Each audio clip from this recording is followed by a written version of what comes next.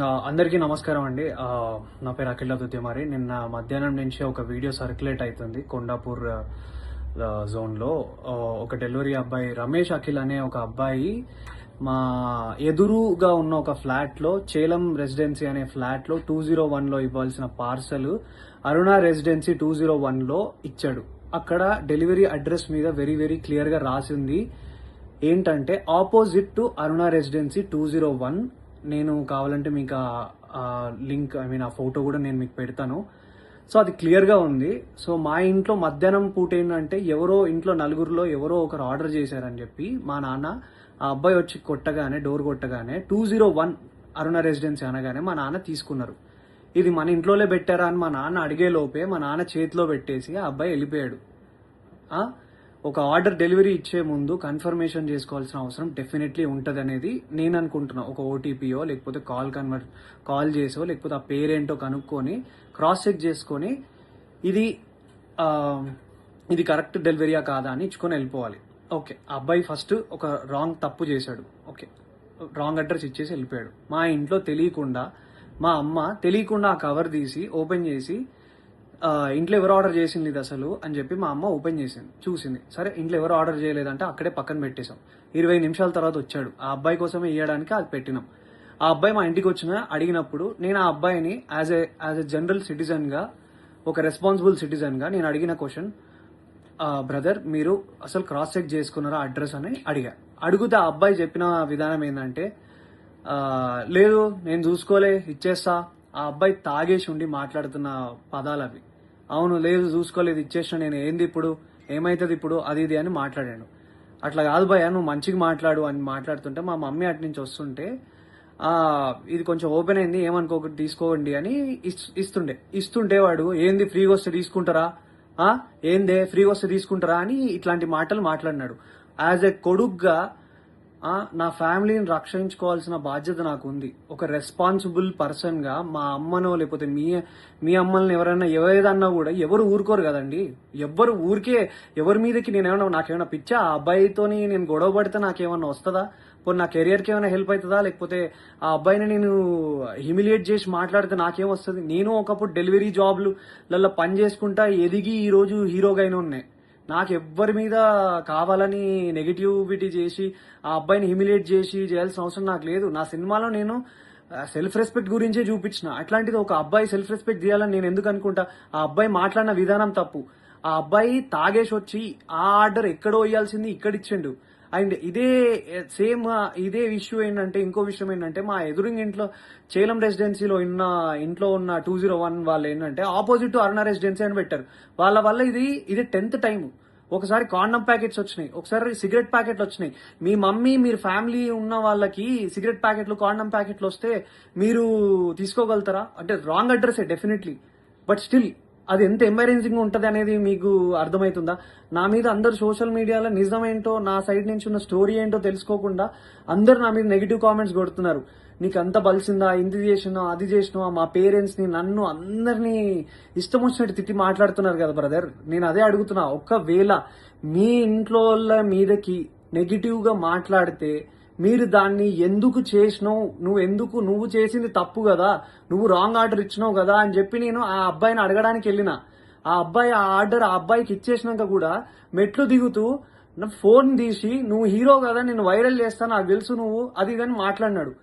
చెప్పండి, నేను రెస్పాన్సిబుల్గా ఉండి వద్దు నీ ఆర్డర్ నీకు ఇచ్చేసినాక నువ్వు కిందికి వెళ్ళిపో అని మర్యాదగా ఆ అబ్బాయిని వెళ్ళిపో అని చెప్పి నేను అక్కడి నుంచి పంపిస్తుంటే ఆ అబ్బాయి వీడియో తీసి ఫోన్ తీసిండు. మా అమ్మ నాన్న వాళ్ళు తానికి వాళ్ళు భయపడ్డారు.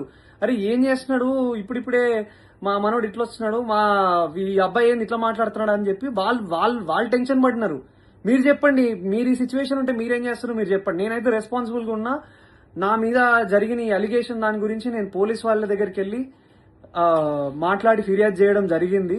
సో నేను ఆర్ మా అమ్మ మా నాన్న ఏదైనా తప్పు చేసి ఉంటే definitely we will be sorry for that. నేను కావాలని ఏం వాళ్ళ మీదకి వెళ్ళలేదు.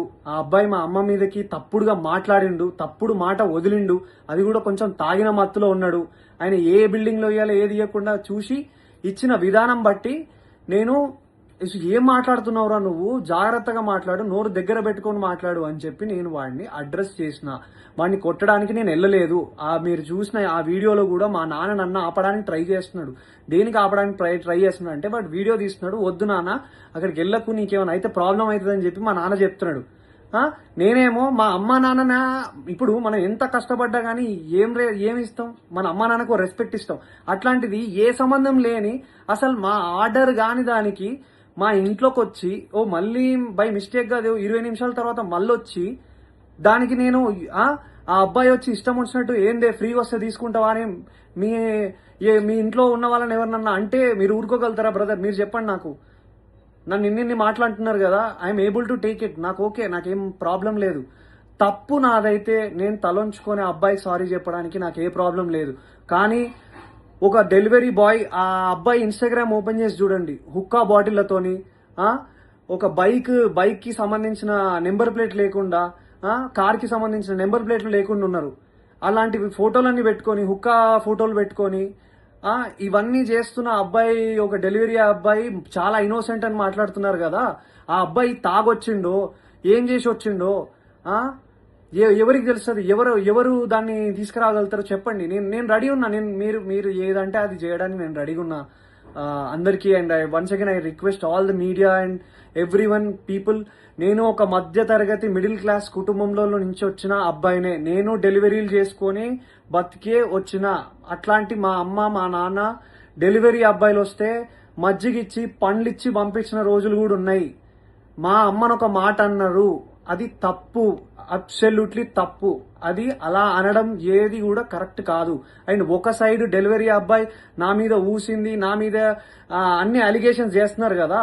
సీసీటీవీ ఫుటేజ్ ఉంటది కదండి, ఆ సీసీటీవీ ఫుటేజ్ తీసుకోండి. అది కూడా చూసుకొని అప్పుడు మీరు మీడియాలో సర్క్యులేట్ చేయండి. అఖిల్ నిజంగా బలుపెక్కి కొట్టుకుంటున్నాడా అని అప్పుడు వేయండి సార్ మీరు స్టేట్మెంట్లు. అప్పుడు వేయండి సార్ మీరు ఇలాంటి మాటలన్నీ ట్విట్టర్ లో మాట్లాడుతున్న ప్రతి మాటలు. ఇప్పుడు కాదు కదా సార్, ఇది తప్పు కదా. ఒక విషయాన్ని కరెక్ట్ గా అది నిజమా కాదా అని తెలుసుకున్నాక ఒక ఆరోపణ వేయండి సార్. నేను 100% తప్పు చేస్తే నేను ఆరోపణ తీసుకోవడానికి నేను రెడీగా ఉన్నా. కానీ నేను తప్పు చేయకపోతే నా ఇన్స్టాగ్రామ్ లో ఆయన నన్ను డిఫేమ్ చేయడానికి ట్రై చేస్తున్న అందరికీ ఏం ఆన్సర్ చేస్తారు సార్? ఏం ఆన్సర్ చేస్తారు? ట్విట్టర్ లో ఉన్న వాళ్ళైనా ఆ పేజెస్ లో నుంచి ఒక స్టోరీ, ఒక డెలివరీ అబ్బాయిని ఊరికే సరదాగా, నాకేం అవసరం సార్? ఒక హీరోగా ఉండి నాకేం అవసరం? ఒకసారి ఆ డెలివరీ అబ్బాయి జోలికి వెళ్తే నాకేమొస్తుంది సార్? ఆ అబ్బాయి ఏమనకుండా అంటే నిప్పు లేదా పొగ వస్తుందా సార్? చెప్పండి, మీరే చెప్పండి సార్, నాకు అర్థం కావట్లేదు. ప్లీజ్ ఈ విషయాన్ని మీరు దయచేసి అందరూ అర్థం చేసుకోండి. నేను ఏ తప్పు చేయలేదు. నేను అక్కడ జనరల్ గా రియాక్ట్ అయ్యాను. మా అమ్మ మీదకి మాట్లాడితే, మా ఫ్యామిలీ మీదకి మాట్లాడితే నేను రియాక్ట్ అయ్యాను. అది నేను ఒక హీరోగా ఉన్నాను కాబట్టి అది డెఫినెట్లీ తప్పుగానే, అది తప్పే, నేను కూడా ఒప్పుకుంటున్నా. అలా అంత అగ్రెసివ్ గా రియాక్ట్ అవ్వాల్సిన అవసరం లేదేమో. కామ్గా ఉండి వెళ్ళి స్టేషన్లోకి వెళ్ళి చెప్పాల్సిందేమో. కానీ ఆ అబ్బాయి తాగిన మత్తులు ఇంకేదైనా చేస్తే ఎవరు సార్ రెస్పాన్సిబిలిటీ? సో నేను తీసుకోవాల్సి వచ్చింది. అండ్ ఆ అబ్బాయి క్లియర్ గా బ్లాక్ మెయిల్ చేస్తున్నాడు. నా వీడియో తీస్తా అని చెప్పి ఆ వీడియో పెట్టాడు. అండ్ ఇది నేను చెప్పాలనుకుంది ఇది సార్. ఇంకా మీ ఇష్టం. Thank you. జై హింద్.